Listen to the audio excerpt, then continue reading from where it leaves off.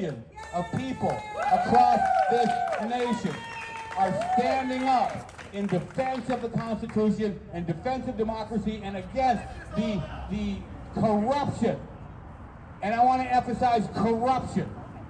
Question: do you believe that a president can act like a king and bypass the Constitution's checks and balances on presidential authority?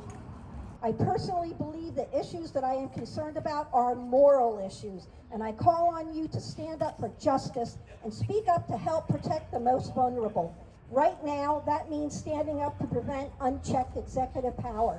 We're not going to let it happen because America is beautiful, and all they want is to make money off of it, so we're not going to let it happen.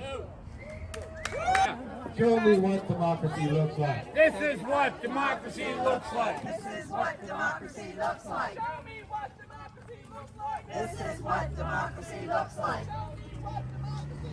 I have a stack of letters for Representative Meuser. Okay.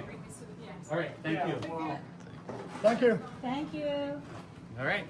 We did our duty. Bring your signs, bring your energy, bring your enthusiasm, bring your outrage.